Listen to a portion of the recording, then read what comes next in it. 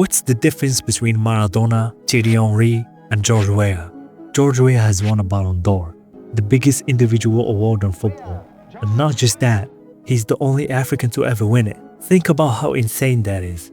I mean, he was playing in the 90s, a black striker in Italy, where defenders treated forwards like they owed them money, where racism wasn't just in the stands, but on the pitch.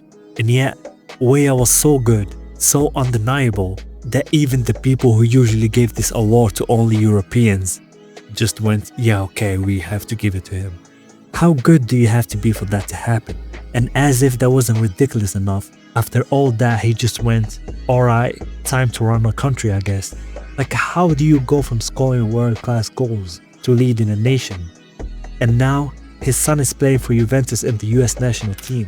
Even Arsene Wenger, the guy who discovered him, once said his life could be a superhero movie. But every superhero has a tragic origin story. Liberia, one of the poorest countries in the world. No fancy academies, no youth coaches, just a kid, a ball, and the streets. But his talent was undeniable, and soon Claude Leroy spotted him and made a call to Arsene Wenger. It didn't take long before Wenger brought him to Monaco in 1988. Under Wenger, Weah evolved into a complete forward, helping Monaco win the 1991 French Cup, but it was at Paris Saint-Germain that he became a legend. When Weah signed for PSG in 1992, the club was nothing on the European stage. No history, no pedigree. That changed fast. In 3 seasons, he scored 55 goals in 137 games, won 2 French Cups and a Ligue 1 title, and most importantly, put PSG on the map in the Champions League. The 94-95 season was his masterpiece, 8 goals in the Champions League, making him the first and only African player to finish as the tournament's top scorer. Which sounds crazy, because how many African players have won the competition multiple times and scored so many goals? But the only one who comes close is Didier Drogba, when he tied Messi and Mario Gomez in 2012. And in that season, PSG didn't just win their group, they won every single match, even with Bayern Munich alongside them. In the round of 16, they took down Barcelona's dream team.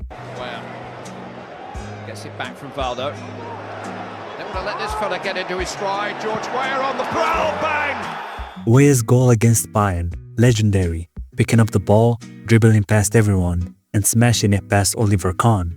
PSG might be a giant today, but Weah was the first to give them a real European identity.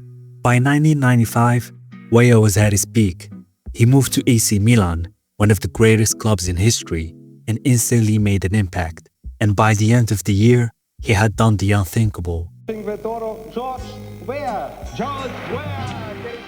Ballon d'Or winner, the first and only African to ever win it.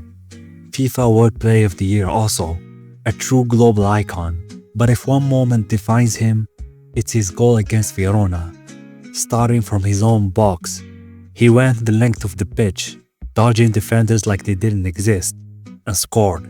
A goal that summed up George Weah perfectly: speed, power, and magic.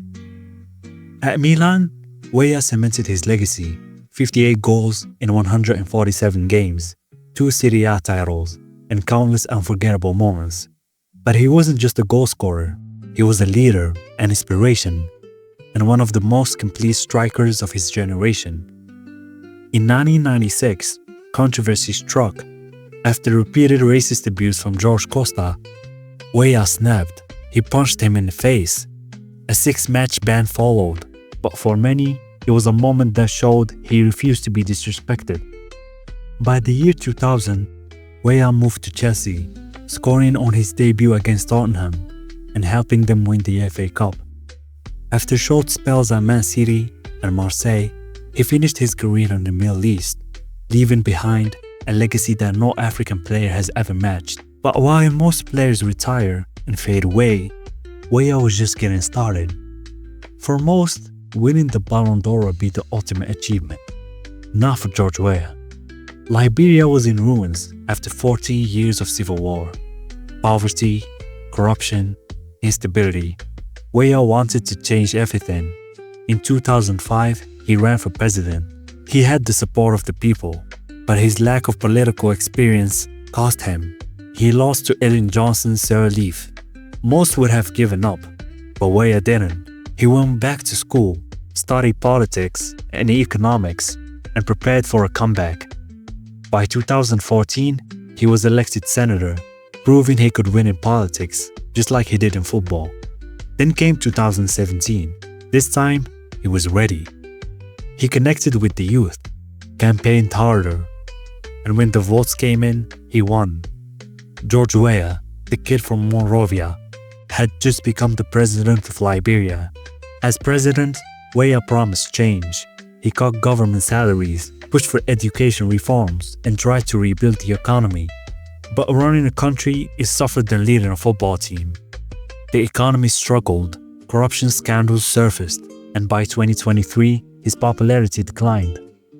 He ran for re-election but lost to Joseph Boakai.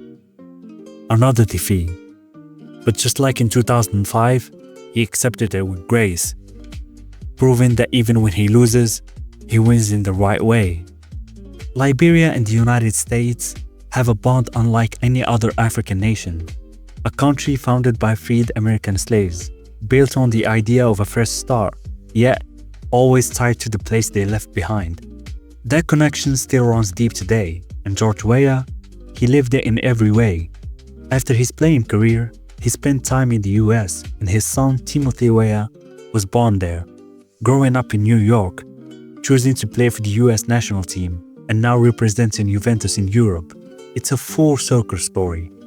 George Weah wasn't just a footballer, he was a game changer, a record breaker, a fighter. He redefined the number 9, dominated world football, and became the first footballer to ever lead the nation. No Ballon d'Or winner, no Champions League legend, no Milan superstar has ever walked the path he did.